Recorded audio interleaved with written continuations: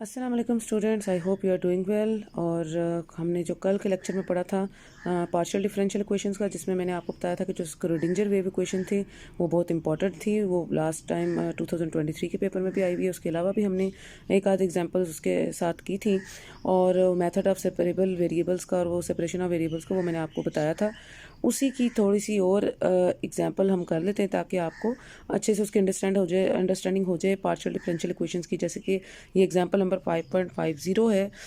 आपकी page number 281 के ऊपर। और इसमें हेल्महोल्ट्ज़ डिफरेंशियल इक्वेशन है। ठीक है, अब ये जो हेल्महोल्ट्ज़ डिफरेंशियल इक्वेशन है ये भी पार्शियल डिफरेंशियल इक्वेशन है सेकंड ऑर्डर की। और इस हेल्महोल्ट्ज़ डिफरेंशियल इक्वेशन को इन्होंने दो तरीके से किया हुआ है, सिलेंड्रिकल पोलर कोऑर्डिनेट्स के साथ भी किया हुआ है। और जो एग्जांपल नंबर 5.51 है उसमें इन्होंने इसको स्फेरिकल पोलर कोऑर्डिनेट्स के साथ किया हुआ है।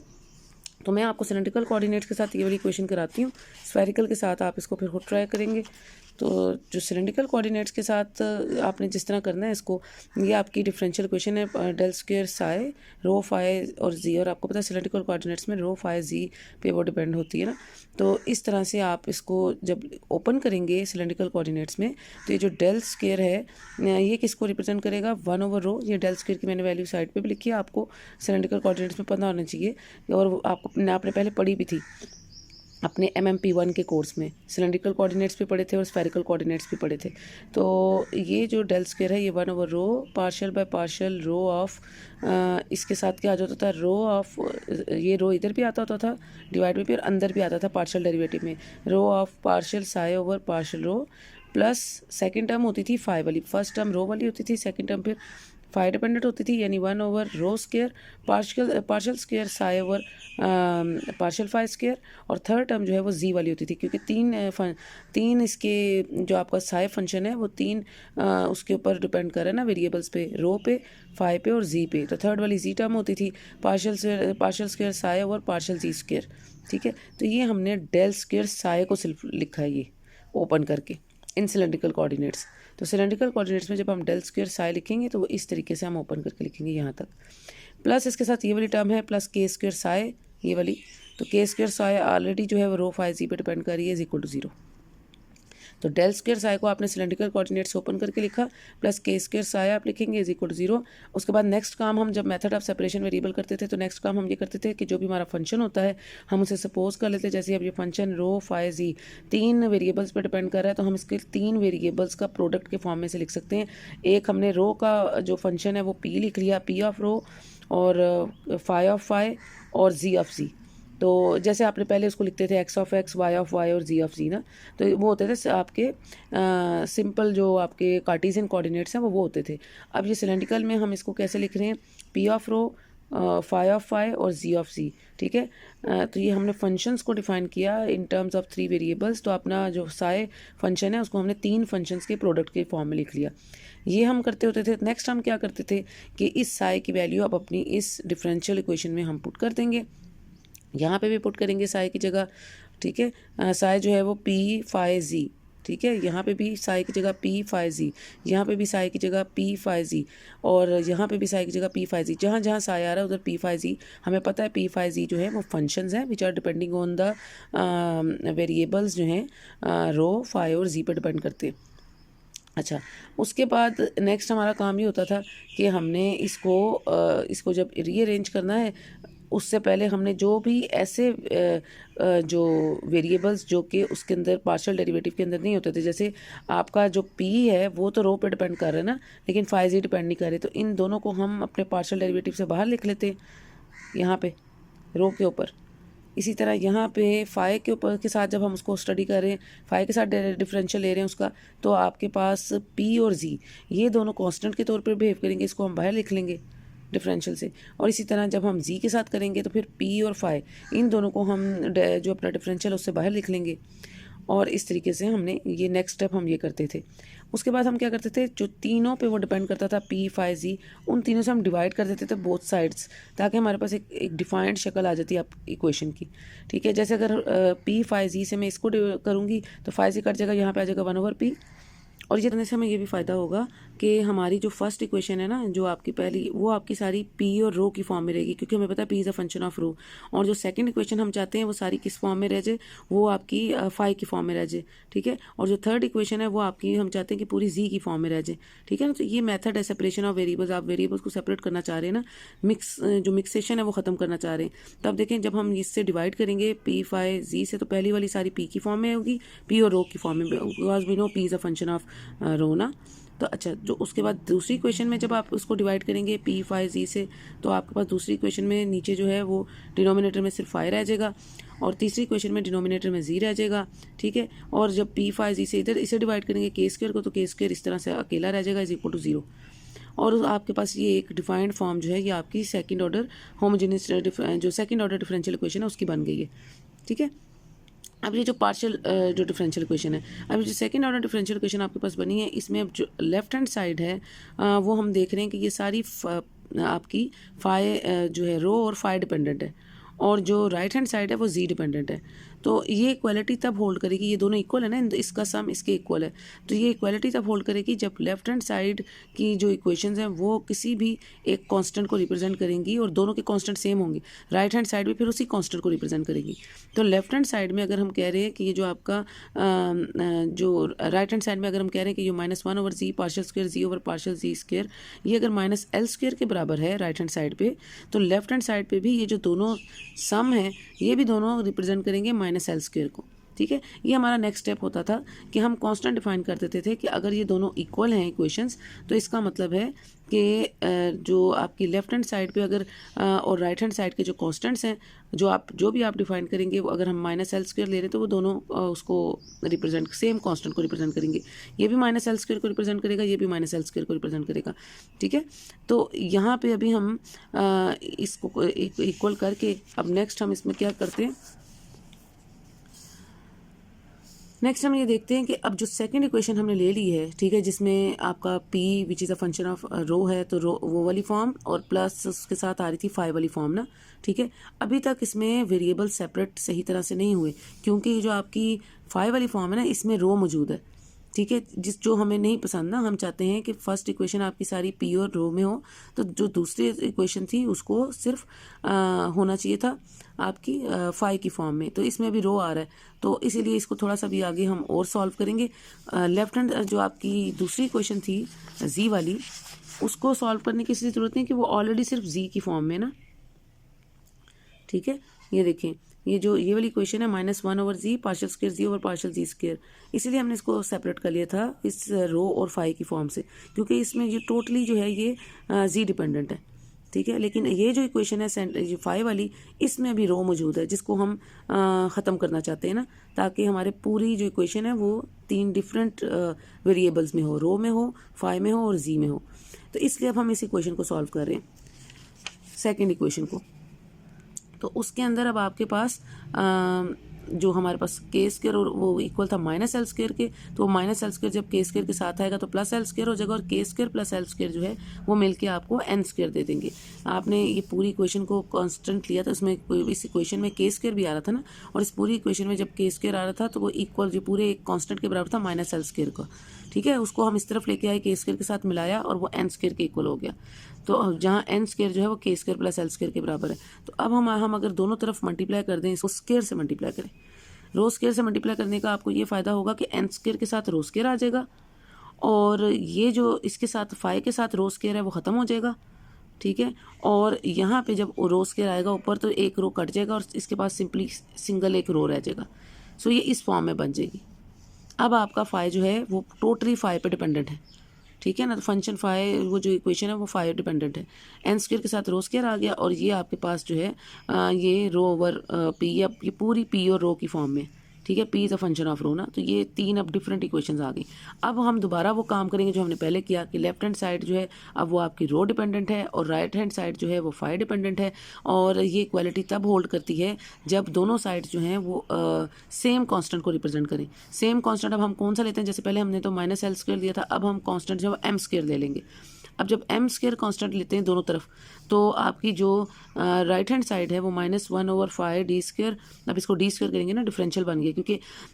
पार्शियल डेरिवेटिव तब तक लेते हैं जब आपके एक से ज़्यादा वेरिएबल्स पे आपकी जो फंक्शन है वो डिपेंड कर रहा हो, और जब वो टोटली एक ही फंक्शन पे डिपेंड कर रहा हो तो फिर हम उसको जो है वो डेरिवेटिव डी से रिप्रेजेंट करते हैं। सो -1/5 डी स्क्वायर 5/d5 जो है वो एम स्क्वायर को रिप्रेजेंट करेगा राइट हैंड साइड पे। इसी तरह ये जो लेफ्ट हैंड साइड की पूरी टर्म है, ये रो वाली और ये एन स्क्वायर रो स्क्वायर वाली, ये पूरी रो डिपेंडेंट है, ये भी पूरी रिप्रेजेंट करेगी एम स्क्वायर को, क्योंकि सेम कांस्टेंट को रिप्रेजेंट करेगी, तब ये इक्वालिटी होल्ड करती है। और उसके बाद हमने जो है वो इसमें थोड़ी सी इसको ज़रा जो इसको सॉल्व करना है, अपनी इक्वेशन को सॉल्व कैसे करना है कि अब आपके पास ये जो p है, इस p को अगर आप उस तरफ ले जाएं, दोनों तरफ साइड से मल्टीप्लाई कर दें p से, तो आपके पास ये, अभी हम ये सेकंड इक्वेशन की बात करें, फर्स्ट इक्वेशन की नहीं कर रहे, तो सेकंड इक्वेशन को जब हम सॉल्व करेंगे, p को अगर आप मल्टीप्लाई करें तो आप यहाँ से m स्क्वायर के साथ p आ जाएगा और n स्क्वायर रो स्क्वायर के साथ भी p आ जाएगा, और ये इस तरह इस फॉर्म में इधर से p खत्म हो जाएगा फर्स्ट टर्म से। उसके बाद नेक्स्ट आपने क्या किया, क्योंकि ये जो पूरी टर्म है और प्लस n स्क्वायर, ये इन दोनों में p को आप कॉमन ले सकते हैं इन दोनों टर्म्स में से, एन स्क्वायर और एम स्क्वायर वाली में से, और इस तरह से आपने इसको सिंपली एक डिफरेंशियल इक्वेशन की, कोई ये जो पूरी टर्म है ना, ये जो फर्स्ट टर्म है इसकी, ये आपकी इसको आप इस तरह से लिख सकते हैं कि ये आपकी किसके बराबर है, this is d square p/d rho square ना, प्लस, और ये किस तरह से हमने इसको किया, देखिए आप इसको ना u/v फॉर्म इधर लगा सकते हैं। अगर आप इस पर u/v फॉर्म लगाएंगे, पहले डेरिवेटिव ऑफ u यानी डी रो ओवर डी रो वो 1 हो जाएगा, और साथ dp/d रो, ठीक है, और उसके बाद जो सेकंड टर्म आ जाएगी उसमें D square p/d rho square की फॉर्म बनेगी, और उसके बाद ये जो रो इसके साथ है इसको हम दोनों तरफ डिवाइड भी कर देंगे, तो ये सिंपली आपके पास ये फॉर्म आ जाएगी यहाँ पे, और ये आपकी एक D square p/d rho square जो है ब्रैकेट्स खोल के, और यहाँ से एन स्क्वायर में से रो स्क्वायर को कॉमन लेके बाहर निकालेंगे तो ये एम स्क्वायर के नीचे आ जाएगा, और वो जो रो स्क्वायर आपने बाहर कॉमन लिया होगा तो उस ये जो रो है इसको जब आप डिवाइड करेंगे तो ये इस तरह की एक सिंपल आपके पास फॉर्मेशन बन जाएगी सेकंड ऑर्डर डिफरेंशियल इक्वेशन की, जो सबसे पहले सेकंड डेरिवेटिव पे डिफरेंशियल पे डिपेंड करती है, फिर सिंगल डेरिवेटिव आ रहा है, और फिर p की फॉर्म आ रही है = 0। ठीक है, ये सेकंड हमने इक्वेशन सॉल्व की है। देयरफॉर अब ये जो आपकी हेल्महोल्ट्ज़ इक्वेशन की फॉर्म बन गई है सिलेंड्रिकल कोऑर्डिनेट्स में, इसका सोल्यूशन हम किस तरह लिख सकते हैं, साय, जाहिर पता साय जो है वो इसका सोल्यूशन होगा साय ऑफ LM। LM हम क्यों ले रहे हैं, क्योंकि पहले हमने इसको एक कांस्टेंट के बराबर किया था, वो कांस्टेंट -L स्क्वायर लिया था, ठीक है, और दूसरी तरह फिर हमने एक कांस्टेंट लिया इक्वालिटी मेंटेन करने के लिए, उसको हमने m स्क्वायर कह लिया, तो ये L और m दोनों पर डिपेंड करता है, दोनों कॉन्स्टेंट्स के साथ हम इसको लेके जा रहे हैं, और रो फाई जी और इज इक्वल टू तीन आपने लिखे थे ना, डिफाइन किए थे कि आपका साय जो है वो 3 वेरिएबल्स पे डिपेंड करता है सिलेंड्रिकल कोऑर्डिनेट्स में, p पे, फाई पे, z पे। p is a function of rho, phi is a function of phi, and z is a function of z। अब सबके नीचे अब आप ये देखें, अगर साय जो है वो l और m, क्योंकि आपने दोनों पे 2 दफ़ा कॉन्स्टेंट्स लिए के बराबर किया था इसको, ये lm के बराबर है, p जो है उसमें भी आपने lm दोनों पुट किए थे, लेकिन फाई जो है वो सिर्फ m पे डिपेंडेंट है, क्योंकि फाई जो है उसकी फॉर्मेशन तब हुई थी जब आपने इसको m स्क्वायर के बराबर लिया था, तो phi is dependent on m, और जो z था तीसरा वो सिर्फ l पे, क्योंकि वो शुरू में ही सॉल्व हो गया था। अगर आप ये देखें ना, तो जब हमने शुरू में पहला कांस्टेंट लिया था तो z तो वहीं पे सॉल्व हो गया था, z ने तो जो है आपको शुरू से ही आंसर जो है वो डिफरेंट दे दिया था। ये देखिए, अब इस इक्वेशन में हमारे पास z तो ऑलरेडी l पे ही डिपेंडेंट था, ठीक है, यहाँ मसला था ना कि फाई जो है उसमें अभी तक रो मौजूद था, तो उसके लिए हमने मज़ीद आगे उसको सॉल्व किया था, तो p दोनों में l के लिए भी चला था और आगे m के लिए भी चला था। फाई जो है आपका वो बाद में जाके m के लिए आपने उसको m स्क्वायर के लिए डिफाइन कर दिया। तो इस तरीके से हम जो है ना वो देखेंगे कि किन कांस्टेंट्स पे आपके वेरिएबल्स जो हैं वो डिपेंड करते हैं। तो इसी तरह इसलिए आपने साय का जो सोल्यूशन लिखा है वो इस फॉर्म में लिखा है, और अगर आप इसका जर्नल सोल्यूशन लिखना चाहते हैं तो आप इसको सिग्मा के साथ लिख सकते हैं। सिग्मा जो है वो LM पे डिपेंड करता है, और इसके साथ जब आप सिग्मा लिखेंगे तो एक कोफिशिएंट जो है पावर से वो जो उसका सीरीज सोल्यूशन के लिए एक कोफिशिएंट आप डिफाइन करेंगे ALM, ठीक है। बाकी सारा वही रहेगा, PLM है, फाई M पे डिपेंड करता है, और Z सिर्फ L पे डिपेंड करता है कांस्टेंट पे, ठीक है। और इस तरह से ये आप इसका जनरल सोल्यूशन जो है वो लिख सकते हैं। तो ये तो हेल्महोल्ट्ज़ इक्वेशन थी जिसको हमने सिलेंड्रिकल कोऑर्डिनेट्स के मदद से जो है वो सॉल्व किया है। आप इस हेल्महोल्ट्ज़ इक्वेशन को अब आप स्फेरिकल कोऑर्डिनेट्स के साथ सॉल्व, इस सेम वही पैटर्न पे आपने चलना है, सिर्फ स्फेरिकल कोऑर्डिनेट्स आपको पता है वो r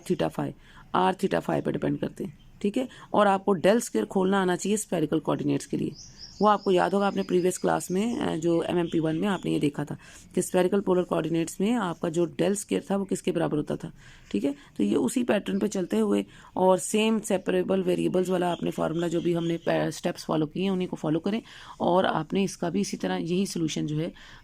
वो इसी फॉर्म का सोल्यूशन निकल आएगा डिफरेंट कॉन्स्टेंट्स के साथ जिस पे आपने उसे डिपेंड कराया होगा, ठीक है। तो ये हेल्महोल्ट्ज़ इक्वेशन आ गया। इसकी आप ये जो सेकंड है 5.51 ये आप खुद ट्राई करें। उसके बाद जो मैं आपको कराना चाहती हूँ वो इसके ये कराना चाहती हूँ एग्जांपल 5.53, ठीक है, पेज 285 पे। इसमें फॉर होमोजीनियस स्फेरिकल सॉलिड लिया है ताकि आपकी स्फेरिकल जो है वो भी एक हो जाए कोऑर्डिनेट्स के साथ। तो होमोजीनियस स्फेरिकल सॉलिड लिया है, कांस्टेंट थर्मल डिफ्यूजिविटी है के के साथ and no heat sources. The equation of heat conduction जो है वो इस तरह से आ जाती है। अच्छा, अब ये वो जो आपने डिफ्यूजन इक्वेशन पढ़ी थी ना, ठीक है, उसको वो वाली इक्वेशन जो है वो ये बता रहे हैं, और ये आपने ज्यूम करना है कि जो आपके पास टी है which is a function of R T उन्होंने बताया हुआ है। ये इक्वेशन उन्होंने खुद से दी हुई है आपको, तो फिर आपको यहाँ से ही आप वेरिएबल डिफाइन कर सकते हैं ना कि आर टी पर टी अगर डिपेंड कर रहा है तो आपकी जो टी है दैट शुड बी दो के प्रोडक्ट के बराबर होगा, दो फंक्शंस के प्रोडक्ट के, एक R which is R of R, यानी R is a function of R, और टी ऑफ टी,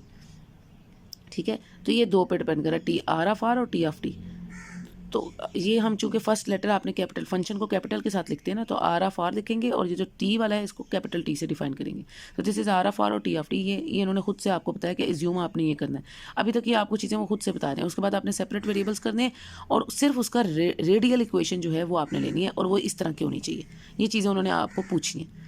तो ज़रा देखते हैं, पहले हम स्फेरिकल पोलर कोऑर्डिनेट्स लेते हैं। ये आपकी इक्वेशन है जो उन्होंने दी हुई है डिफ्यूजिविटी की, जिसमें कांस्टेंट के आ रहा है डिफ्यूजन इक्वेशन, और उसमें अब अगर आपके पास डेल स्क्वायर की जो टर्म आ रही है, पहली तो हमने वैसे लेफ्ट हैंड साइड तो वैसे की वैसे लिख ली ना, राइट हैंड साइड पे के के साथ जो डेल स्क्वायर है मेन उसको ओपन करना है with the help of spherical polar coordinates r theta phi के अंदर। तो ज़रा इसको करें, आर थीटा फाई के अंदर जब आप इसको एक्सपेंड करेंगे कैसे आता है, 1/r square partial by partial r square partial T over partial r, इस तरह से होता है ना कि आर स्क्वायर इधर डिनोमिनेटर में भी होता है और पार्शियल डेरिवेटिव के अंदर भी होता है, प्लस सेकंड टर्म की ये और सारी इक्वेशन जो फर्स्ट टर्म है वो आर डिपेंडेंट होती है, सेकंड टर्म कौन थीटा डिपेंडेंट होती है, और थर्ड टर्म जो है वो फाई डिपेंडेंट होती है। तो ज़रा सेकंड टर्म देखें, उसको कैसे लिखते हैं, आर स्क्वायर के साथ आ जाता है साइन थीटा, 1/, नीचे डिनोमिनेटर में 1/r square sine theta, partial by partial r की जगह आ जाता है पार्शियल बाय पार्शियल थीटा, और आर स्क्वायर की जगह अब आ जाता है साइन थीटा, और partial T over partial theta, plus third term क्या हो जाएगी, ये जो 1/r स्क्वायर साइन थीटा था अब वो बन जाएगा 1/r square sine square theta, partial by partial theta की जगह आ जाता है आपके पास partial square over partial phi square, ठीक है। तो ये इस तरह से आ जाएगा। अच्छा, ये अब पार्शियल बाय पार्शियल फाई होता था, लेकिन ये स्क्वायर में क्यों आ रहा है, सेकंड ऑर्डर क्यों आ रहा है, क्योंकि इसके अंदर भी पार्शियल बाय पार्शियल थीटा है ना। तो ये वाला पार्शियल बाय पार्शियल थीटा और ये वाला पार्शियल बाय पार्शियल थीटा ये सॉल्व होके partial square over partial phi square को रिप्रेजेंट करेंगे, अदरवाइज ये पार्शियल बाय पार्शियल फाई में होती थी, ठीक है ना। और साथ इसके क्या जो है वो आपके आता था साथ ये जो फंक्शन टी है, टी ऑफ आर टी, ठीक है। तो ये तीन टर्म्स आपने लिखनी है। पहले आपकी जो है वो रेडियल डिपेंडेंट है, दूसरी जो है वो जो आपका थीटा डिपेंडेंट है, और तीसरी जो है वो आपकी फाई डिपेंडेंट है। तो ये हमने इस डेल स्क्वायर को ओपन करके लिखा है, del square of T of are T. अब नेक्स्ट हमने क्या करना है, टी ऑफ आर टी को चूंकि उन्होंने कहा है कि आप ले सकते हैं R of are T of T, तो इसको ज़रा टी ऑफ आर टी को हम R of are T of T की फॉर्म में इस तरह हर जगह यानी आर टी पुट करना है आपने, जहाँ पे आपका टी आ रहा है इसमें आप उसमें आर टी पुट कर देंगे, ठीक है। और उसमें वो पुट करने के बाद नेक्स्ट आपने क्या करना है काम, हमने सेपरेट करने हैं ना वेरिएबल्स, यानी लेफ्ट हैंड साइड को आर डिपेंडेंट होना चाहिए और राइट हैंड साइड को जो है वो टी डिपेंडेंट होना चाहिए। अच्छा, इससे ऊपर उन्होंने एक स्टेप पहले किया था, आप वो जो स्टेप जो आपने किया उसमें ये जो चीज़ थी 1/r square partial by partial R, ये पूरी term R square partial T over partial R, इसको that should be equal to ये जो के है अगर आप इसको उस तरफ ले जाएं, that should be equal to 1/k partial T over partial T. अब हम इसको ही सिर्फ क्यों ले रहे हैं, ये सेकंड थर्ड टर्म्स हम इसमें नहीं ले रहे, ठीक है ना। इसको इग्नोर, हमने ये ना सेकंड में इंटरेस्टेड है थीटा वाली में, ना फाई वाली में इंटरेस्टेड है, क्योंकि उन्होंने आपसे सिर्फ रेडियल इक्वेशन मांगी। तो हम सिर्फ वो जो हमारी रेडियल इक्वेशन है ना, वो एक इक्वेशन, उसको हम सिर्फ रेडियल पार्ट को उसको इसके बराबर कर रहे हैं, तो के उधर जाके डिवाइड होकर इस फॉर्म में आ जाएगा, और ताकि इतना लंबा आपकी इक्वेशन ही बनेगी। अब ये सिर्फ रेडियल इक्वेशन जो है, इसमें आपने टी को जो है वो पुट करना है आर टी। तो इसमें टी की जगह अगर आप आर टी पुट करेंगे और इधर भी टी की जगह आप आर टी पुट करेंगे, तो आपके पास जो है अब नेक्स्ट स्टेप ये करते होते थे कि ये चूंकि आर पे डिपेंडेंट है तो सिर्फ आर वाली टर्म रहेगी, टी जो है वो इसके बाहर चला जाएगा, और जो दूसरी तरफ अगर हम देखें तो वो टी पे चूंकि डिपेंडेंट है तो आर वाली टर्म जो है वो बाहर चली जाएगी इस तरह से, ठीक है ना। यानी जो उस पार्शियल डेरिवेटिव पे डिपेंड नहीं करते वेरिएबल्स, उनको हम बाहर निकाल लेते हैं। उसके बाद अब आपके पास left hand side next step ये करेंगे कि ये जो आर स्क्वायर है इसको राइट पे ले जाएं, ये इधर डिवाइड और उधर जाके मल्टीप्लाई हो जाएगा, और जो आपका के है उसको आप जो यहाँ पे डिवाइड हो रहा है वो ये जो टी है, सॉरी के तो कांस्टेंट है ना, वो तो कहीं भी हो सकता है, उसको तो आप नहीं चेंज करेंगे। जो टी है जो इधर मल्टीप्लाई हो रहा है ये उधर जाके डिवाइड हो जाएगा, ताकि आपकी left hand side totally dependent इन जो है डिपेंडेंट ऑन आर रहे, और राइट हैंड साइड जो है वो टोटली डिपेंडेंट इन टी रहे। तो अब ये दो डिफरेंट अब आपकी जो, और ये इक्वालिटी कब मेंटेन होती थी, इक्वालिटी तब मेंटेन होती है जब इन दोनों इक्वेशंस की जब आप किसी कांस्टेंट के बराबर इसे ले लेते हैं। कांस्टेंट के बराबर हम इधर ले लेते हैं माइनस ए स्क्वायर, माइनस अल्फा स्क्वायर का हुआ है। अगर माइनस अल्फा स्क्वायर के बराबर हम इसको ले लें, यानी लेफ्ट हैंड साइड को भी minus alpha square, right hand side को भी माइनस अल्फा स्क्वायर, तो अब इसमें से हमें जो है सिर्फ फर्स्ट इक्वेशन कंसीडर करनी, क्योंकि हमें रेडियल इक्वेशन के लिए काम करना है ना, तो हमें टी वाली इक्वेशन में इंटरेस्टेड नहीं है। तो रेडियल इक्वेशन अगर हम कंसीडर करें तो d by d r of r square d r of d r, और ये जो आपके पास आर स्क्वायर आर है इधर वो माइनस अल्फा स्क्वायर के साथ जाके मल्टीप्लाई हो जाएगा, तो this is minus alpha square r square r, ठीक है। और उसको अगर आप फर्दर जो है वो सिंप्लीफाई करेंगी तो आपके पास ये यू इंटू वी फॉर्म इस पर लगाए ना, तो ये आपके पास जब इस पर यू इंटू वी फॉर्म लगाएंगे तो derivative of u into v plus derivative of v into u, तो ये दो टर्म्स बन जाएंगी, और ये जो माइनस अल्फा स्क्वायर आर है ये इधर आके प्लस हो जाएगा is equal to zero. This is the same equation जो आपसे रिक्वायर्ड थी उनको, ठीक है। और ये हमने किया with the help of spherical polar coordinates. तो आप इस इक्वेशन को भी उन्होंने वो ये बता रहे कि अगर आप इस वक्त आपने ये सेकंड जो टी वाली टर्म है इसको आपने इग्नोर कर दिया था ना, ये वाली माइनस, इससे भी आप इसको मज़ीद इसको जो है वो सॉल्व कर सकते हैं अगर आप इसको करना चाहें। लेकिन चूंकि उन्होंने रेडियल पार्ट मांगा था तो हमने सिर्फ रेडियल पार्ट वाली इक्वेशन कंसीडर करके उसका सोल्यूशन, उसको सेकंड ऑर्डर डिफरेंशियल इक्वेशन उन्होंने मांगी थी, सोल्यूशन भी उन्होंने आपसे नहीं मांगा, सिर्फ उन्होंने कहा था ये सेकंड ऑर्डर डिफरेंशियल इक्वेशन की फॉर्म जो है पार्शियल डिफरेंशियल इक्वेशन की वो आपने दिखानी है, तो वो आपने दिखा दी। आप इस इक्वेशन को जो है सिलेंड्रिकल कोऑर्डिनेट्स के साथ भी सॉल्व कर सकते हैं जैसे आपने स्फेरिकल कोऑर्डिनेट्स के साथ किए। तो ये दो डिफरेंट मैंने आपको कोऑर्डिनेट सिस्टम जो है सिलेंड्रिकल कोऑर्डिनेट सिस्टम और स्फेरिकल पोलर कोऑर्डिनेट सिस्टम दोनों को मैंने आपको बता दिया कि डेल स्क्वायर की आपको फॉर्म आनी चाहिए स्फेरिकल की भी और सिलेंड्रिकल की भी। बाकी मेथड ऑफ सेपरेबल वेरिएबल्स का मुझे उम्मीद करती हूँ मैं कि अब आपको अच्छे से समझ आ गई होगी कि आपने सबसे पहले फंक्शन को डिफाइन करना होता है in terms of product of वो जो दो फंक्शंस होते हैं उनके, अगर वो आर टी पर डिपेंड करता है तो दो फंक्शंस आएंगे, अगर वो तीन वेरिएबल्स पे डिपेंड करता होगा तो तीन फंक्शन के प्रोडक्ट के बराबर होगा, ठीक है ना। तो आपका जो फंक्शन मेन फंक्शन होता है जो आपकी डिफरेंशियल इक्वेशन में होता है उस मेन फंक्शन को देखना होता है कि वो कितने वेरिएबल्स पे डिपेंड करता है, तो उस लिहाज से आप उस फंक्शन को डिफाइन करते हैं कि वो कितने प्रोडक्ट ऑफ कितने फंक्शंस के बराबर होगा। फिर उसको हम क्या कर लेते हैं कि अपनी डेल स्क्वायर को खोलते हैं, फिर उसके जो नहीं उससे रेलेवेंट होते वो एज अ कांस्टेंट वो वाले फंक्शन बाहर आ जाते हैं। फिर उसके बाद हम उसको किसी इक्वालिटी को एक तरफ टोटली एक फंक्शन की फॉर्म में होता है, दूसरी तरफ दूसरे फंक्शन की फॉर्म में इक्वेशन होती है, और फिर आप इक्वालिटी जो है करने के लिए उसे किसी सिंगल कांस्टेंट के बराबर ले लेते हैं, और वो सिंगल कांस्टेंट के बराबर लेके फिर जिस इक्वेशन को आपने सॉल्व करना होता है जो आपसे रिक्वायर्ड होती है वो आप इक्वेशन उसको सॉल्व कर उसको पहले सेकेंड ऑर्डर डिफरेंशियल इक्वेशन की फॉर्म में लिखते हैं, फिर आप उसका सोल्यूशन भी डिफाइन कर सकते हैं जैसे हमने पीछे हेल्महोल्ट्ज इक्वेशन का भी किया था, ठीक है ना, वो सीरीज की फॉर्म में, ठीक है। जनरल सोल्यूशन भी आप उसका डिफाइन कर सकते हैं। तो ये जो है ये तरीका था सेपरेबल वेरिएबल्स का मेथड का। अब ये जो बाकी क्वेश्चंस हैं इनकी आप प्रैक्टिस करेंगे, एग्जांपल 5.54 है, ठीक है, और ये जितनी भी जो एग्जांपल्स हैं ताकि 5.55 है ताकि आपको जो भी कन्फ्यूजन हो इसमें, ये मैंने आपको कल करवा दी थी 5.56, ठीक है। तो ये बीच बीच में जो एक आपकी प्रैक्टिस के लिए जो एग्जांपल्स होती हैं इनको आप सॉल्व करेंगे तो आपको ज़्यादा अच्छी समझ आ जाएगी। अब ये सेपरेबल वेरिएबल्स का मेथड जो है वो ख़त्म हुआ, सीरीज सोल्यूशन की बात शुरू हुई है। सीरीज सोल्यूशन में they are different differential equations हैं जिनके सोल्यूशन जो है आप एलिमेंट्री फंक्शंस की फॉर्म में नहीं निकाल सकते। वहाँ पे आपको सीरीज पावर सीरीज़ की ज़रूरत होती है। पावर सीरीज़ का मतलब है सीरीज़ की फॉर्म ही होती है, पहले A0 होता है प्लस A1 फिर प्लस A2, ठीक है। A0 के साथ जो A0 चूँकि कांस्टेंट है उसके साथ कांस्टेंट 1 होता है। A1 के साथ जो होता है जो सेकंड कोफिशिएंट होता है आपका उसके साथ x माइनस एक्स नॉट की फॉर्म होती है, और A2 जो थर्ड कोफिशिएंट होता है आपका उसके साथ x minus a whole square की फॉर्म होती है ना, and up to so on where A0 और A1 और A2, ठीक है ना, ये सारे, और ये x नॉट भी जो आप इधर डिफाइन करें ये सारे क्या होते हैं, ये कॉन्स्टेंट्स होते हैं। और इसके अलावा जो आपके पास x होता है, जो फंक्शन, ये this is a variable, x is a variable इस सीरीज़ के अंदर, ठीक है ना। तो इसको हम पावर सीरीज़ कहते हैं, एंड इट में कन्वर्ज इन सर्टन रीजन। आप इसको सर्टन देख सकते हैं कि ये कन्वर्ज का मतलब है कि ये आपको एक फाइनाइट आंसर जो है वो दे सकती है। और इसमें हम अगर ये लीनियर डिफरेंशियल इक्वेशन ये वाली कंसीडर करें, फंक्शन F1 और d² over dx² function F2 के साथ और फंक्शन F3 के साथ, तो लीनियर डिफरेंशियल इक्वेशन में क्या होता है, पहले सेकंड डिफरेंशियल है F1 फंक्शन के साथ, फिर F2 फंक्शन के साथ उसका फर्स्ट डेरिवेटिव है, और प्लस F3 फंक्शन के साथ कोई डेरिवेटिव नहीं है, y है only variable, and this will be equal to f of x।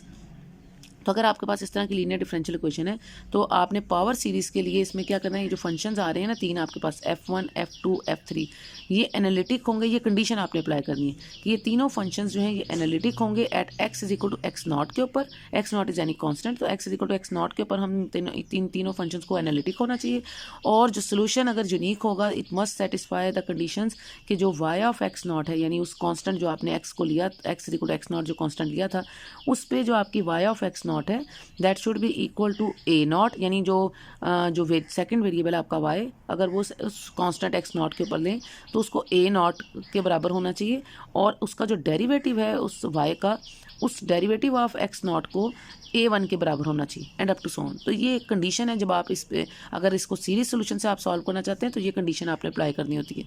कि आपके पास जितने फंक्शंस हैं, ठीक है, उन फंक्शंस के लिहाज से आपने वो उनको एनालिटिक होना चाहिए किसी एक constant x equal to x naught के ऊपर। और फिर अगर आप उसको y ऑफ एक्स नॉट उसका देखेंगे तो y ऑफ एक्स नॉट जो है उस पर वो A0 को शो करेगा, सेकंड वेरिएबल जो y है, और उसका जो डेरिवेटिव होगा वो A1 को रिप्रेजेंट करेगा। तो ये सीरीज सोल्यूशन की फॉर्म होती है। और इसके लिए फिर आप मेथड ऑफ फॉर्बिनस लेते हैं। तो फॉर्बिनस का जो मेथड है वो बहुत जगह जहाँ पे आपकी ये सेपरेबल वेरिएबल्स वाला मेथड हम नहीं अप्लाई करते, तो डिफरेंशियल इक्वेशंस को, बहुत सारी डिफरेंशियल इक्वेशन है, लेग्रेरिस इक्वेशन है, हर्माइट डिफरेंशियल इक्वेशन है, बेजल इक्वेशन है, लेजेंडर इक्वेशन है, ये डिफरेंट जो इक्वेशंस हैं इनको हम ये फॉर्बिनस मेथड से जो है सॉल्व करते हैं। अब फॉर्बिनस मेथड में क्या होता है कि हम ये जो हमारे पास y है ना वेरिएबल, ये सिग्मा को रिप्रेजेंट करता है, और सिग्मा में हम कोई r ले लेते हैं कि r जो है वो वेरी करता है 0 से लेके इन्फिनिटी तक, और इसके साथ एक कोफिशिएंट डिफाइन करेंगे जो सिग्मा का कोफिशिएंट होगा। सिग्मा में जो हमने वेरिएबल डिफाइन किया है r वाला, तो वो एक कोफिशिएंट ए आर, ठीक है, और वेयर आर इज़ जो है वो आर को हम रीड कर सकते हैं 0 टू इन्फिनिटी, और साथ इसके एक x आएगा, x इज़ अ वेरिएबल, ठीक है, ए तो उसका सीरीज कोफिशिएंट है ना, ठीक है, तो x जो है वो वेरिएबल है, x की पावर में जो है वो आपके पास k प्लस आर आएगा,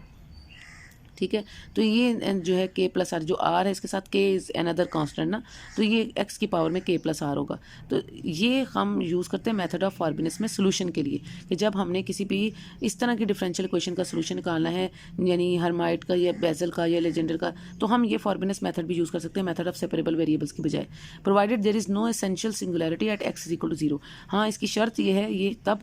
चलेगा हमारे पास सोल्यूशन जब x इज इक्वल टू 0 पे कोई सिंगुलैरिटी ना आ रही हो, यानी आपका x जो है ना ये न्यूमरेटर में होना चाहिए। अगर ये 1/x होगा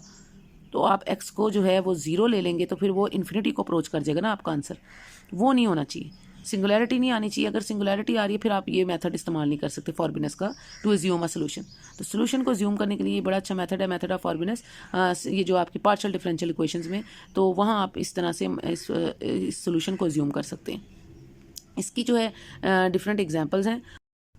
ये जैसे आपकी एक प्रैक्टिस प्रॉब्लम है 5.58 पेज नंबर 293 पे, equation of the linear harmonic oscillator. इसमें हमने वो फॉर्बिनस का वो सीरीज सोल्यूशन जो है वो हम एज्यूम करेंगे। ठीक है, ये आपकी सेकंड ऑर्डर जो है वो डिफरेंशियल इक्वेशन है। और जब हम सीरीज सोल्यूशन उसका फॉर्बिनस का कहते हैं कि y is equal to sigma r is equal to 0 to infinity, और पहले जो कॉफिशेंट ए आर आता है और x की पावर जो x raise power k plus r आता है, where a naught is not equal to 0, ये हमने एज्यूम किया हुआ है। ठीक है, कि a नॉट 0 के इक्वल नहीं हो सकता। हाँ, आप आगे जाके देखेंगे कि A1 विल बी 0। अगर A नॉट 0 नहीं है ना, तो हम इसको देखेंगे कि A1 0 के इक्वल होगा। ठीक है, वो हम बाद में देखेंगे।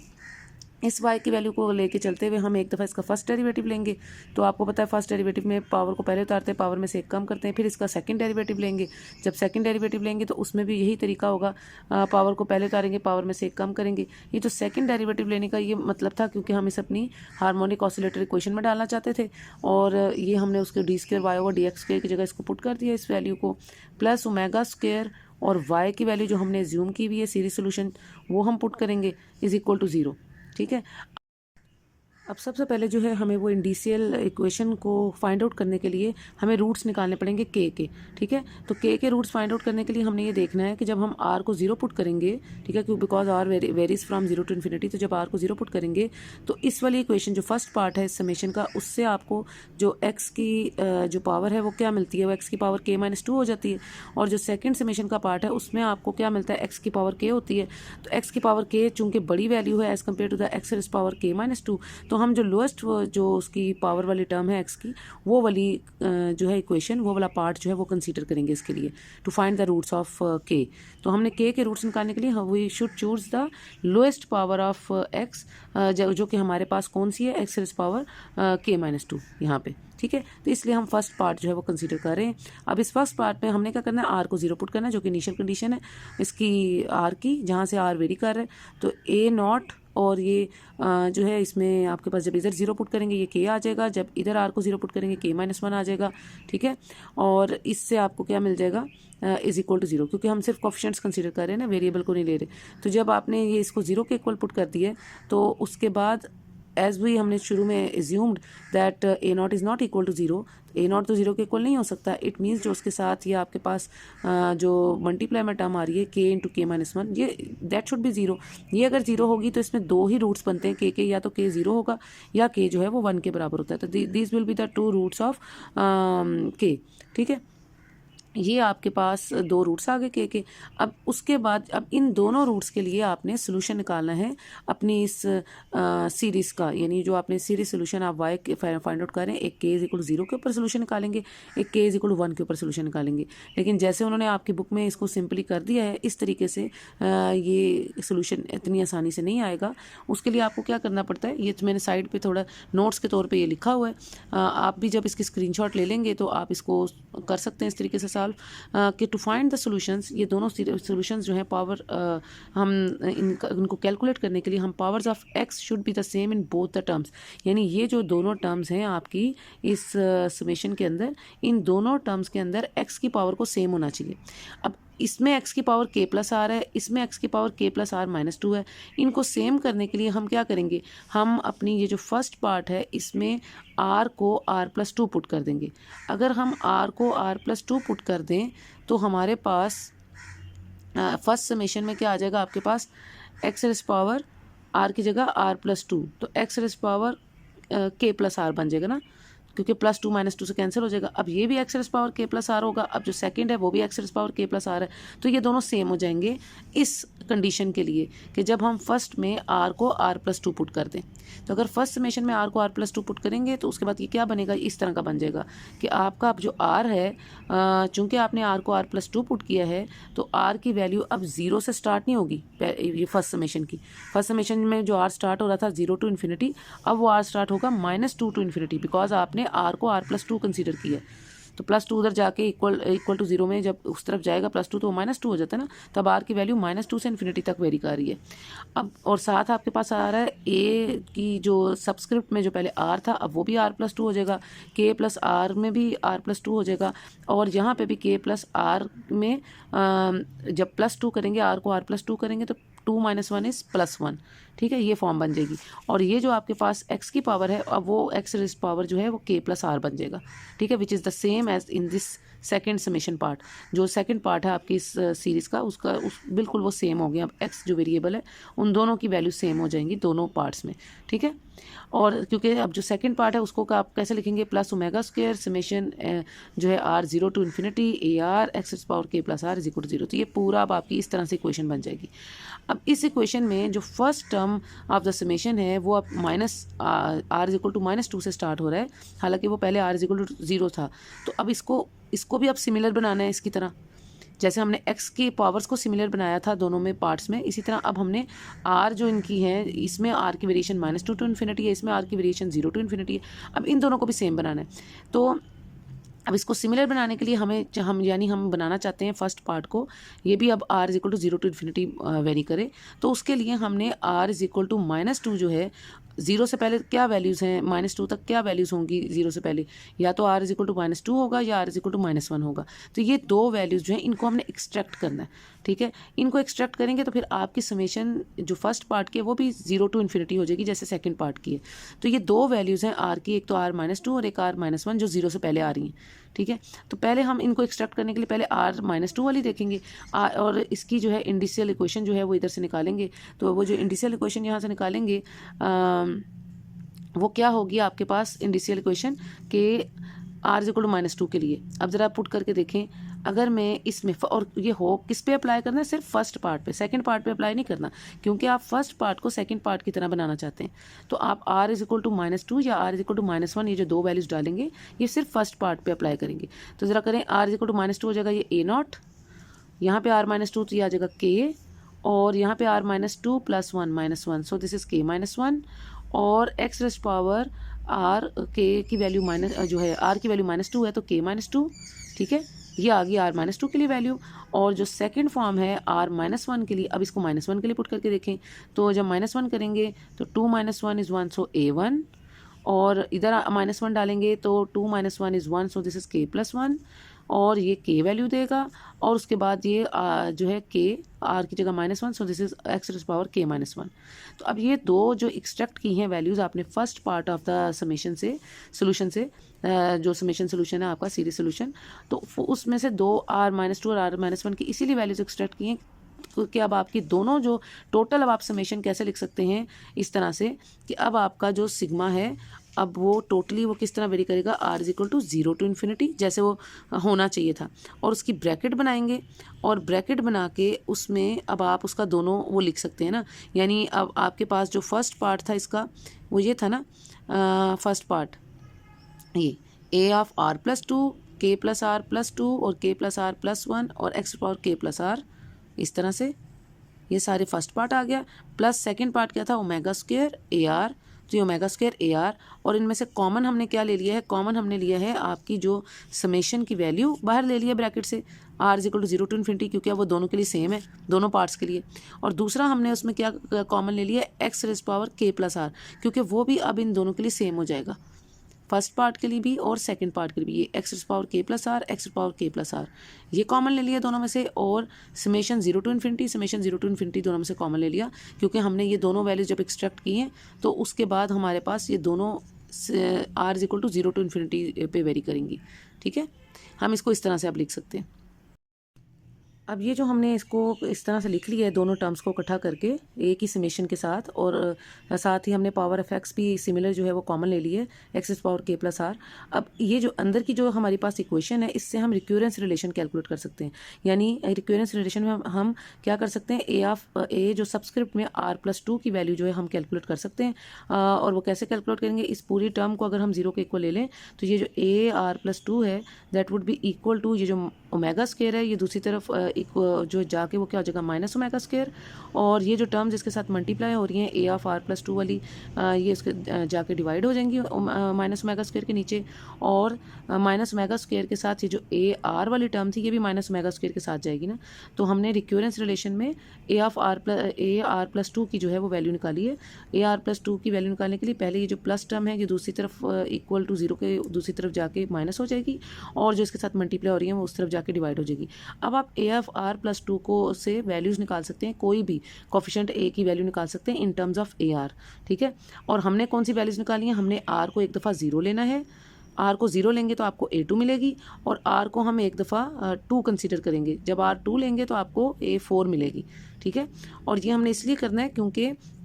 जब आप आर को ज़ीरो करेंगे तो आपको A0 मिलेगी, और हमने अभी शुरू में कंसीडर किया था कि A0 is not equal to zero, ठीक है। तो इसलिए A0 पे आपको वैल्यू मिलेगी, और जब हम आर को 2 पुट करेंगे तो आपके पास A4 मिलेगी, आर को और R2 पुट करने से आपके पास A2 मिलेगी, क्योंकि हमने शुरू में ये भी बताया था कि A1 जो है वो आपकी ज़ीरो होती है। अगर हम आर को 1 लें तो आपके पास यहाँ से AR में A1 मिलेगी ना, तो A1 ज़ीरो होती है तो ये पूरी टर्म ज़ीरो हो जाएगी। इट मीन्स आपके पास A1 की वैल्यू नहीं आ सकती। उसके लिए मैं आपको जो है एडिशनल जो है स्क्रीनशॉट्स भेजूंगी नोट्स के, वहाँ आपको पता चल जाएगा कि हम जब ये के दोनों रूट्स के लिए इसको सॉल्व करते हैं ना, K0 और K1 पे, दोनों में आपकी आर की वैल्यू जो है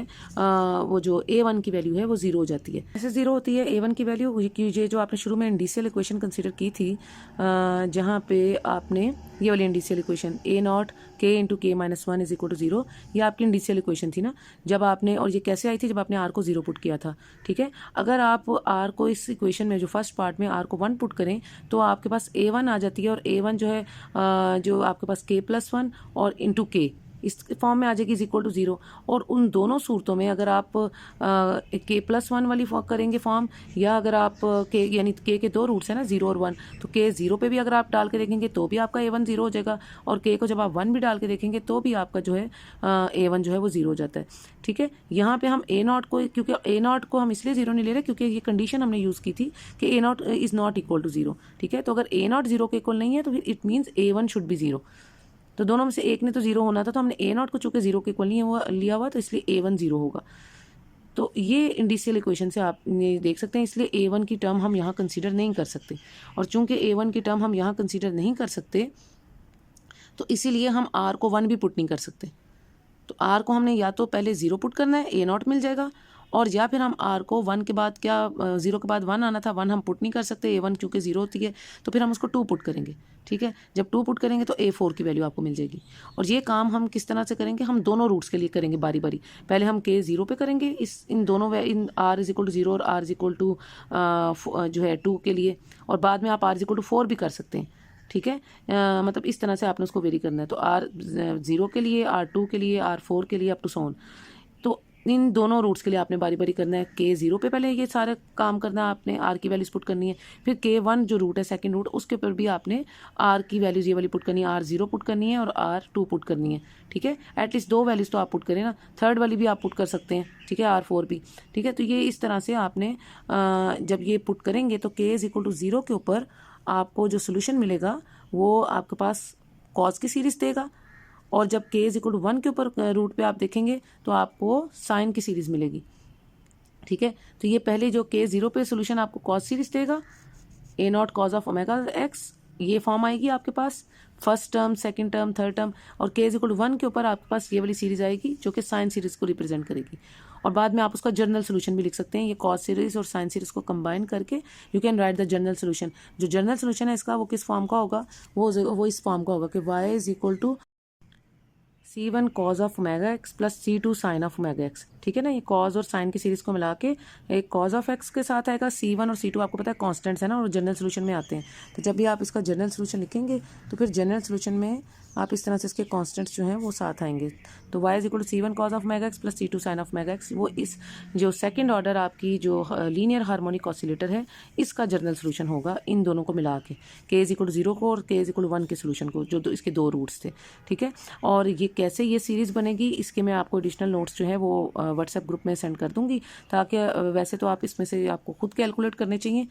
ये जो लास्ट में मैंने आपको इक्वेशन दी थी ये कि आपने R0 और एक दफ़ा R को 2 और आप R इज इक्वल टू 4 भी कर सकते हैं, यानी 3 उसके कर सकते हैं, R की 3 वैल्यूज़ के लिए, एक दफ़ा K0 के ऊपर और एक दफ़ा K1 के ऊपर, और फिर उनको कंबाइन करेंगे, K0 के ऊपर कंबाइन करेंगे तो कॉज ऑफ ओमेगा एक्स की सीरीज मिलेगी K0 के ऊपर, और K1 के लिए जब आप इसको कंबाइन करेंगे तो आपको साइन की सीरीज मिलेगी ना, साइन ऑफ ओमेगा एक्स की फॉर्म मिलेगी। ठीक है, तो ये इसके जो मैं नोट्स हैं इंशाल्लाह वो आपको सेंड करती हूँ इसके साथ ही लेक्चर के। इसमें अगर आपको कोई भी परेशानी हो, मजीद जो आगे एग्जाम्पल्स हैं हम नेक्स्ट वीक इंशाल्लाह एक दो मैं आपको 2-4 एग्जाम्पल्स या 2-3 एग्जाम्पल्स और कराऊंगी। बाकी आप ज़रा खुद ट्राई करें ताकि हमारी जो बेसिक जितनी भी क्वेश्चंस हैं जो हमने पार्शियल डिफरेंशियल क्वेश्चंस पढ़ी हैं उन सब के सोल्यूशन एक दफ़ा हमारे साथ क्लियर हो जाए। और